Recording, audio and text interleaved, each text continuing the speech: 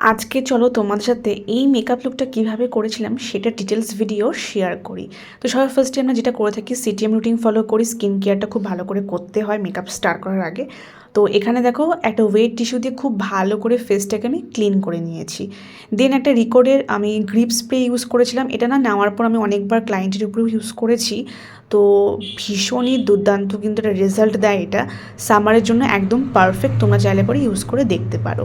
তো এটাকে মিস্ট হিসেবেও তোমরা ইউজ করতে পারবে অ্যান্ড মেকআপটাকে লং লাস্টিং করার জন্যও কিন্তু তোমরা ইউজ করতে পারবে। তো ভালো করে এটাকে ড্রাই করে নিয়ে স্কিনের উপরে দেন আমি একটা ওয়াটার বেস ময়শ্চারাইজার ইউজ করেছিলাম। সেটাকেও খুব ভালো করে স্কিনের উপর অ্যাবজর্ব হওয়ার জন্য টাইম দিয়েছি। এরপর আমি একটা প্রাইমার ইউজ করে নিয়েছি।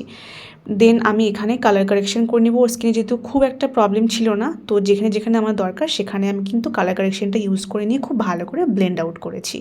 দেন আমি স্কিনের সাথে ম্যাচ করে একটা ফাউন্ডেশন ইউজ করেছিলাম, একটা ম্যাট ফাউন্ডেশন ছিল।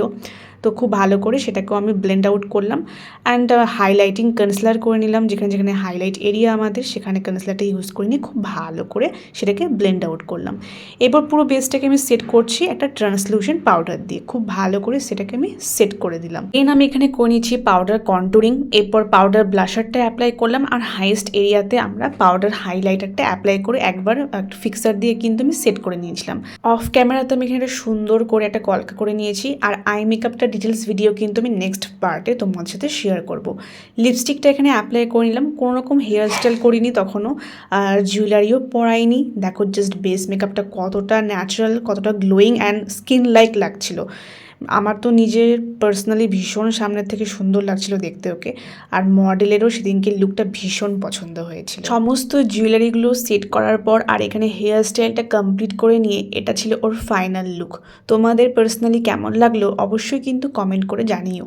যারা এখনও পর্যন্ত আমার পেজটিকে ফলো করোনি তারা কিন্তু ফলো করতে ভুলো না। আর যারা চাইছো নিজেদের স্পেশাল দিনে আমার কাছে বুকিং নিতে তারা কিন্তু আমার দেওয়া কন্ট্যাক্ট নাম্বারে যোগাযোগ করতে পারো। দেখা হবে নেক্সট কোনো ভিডিওর সাথে। ততক্ষণ সবাই অনেক অনেক ভালো থেকো, সুস্থ থেকো।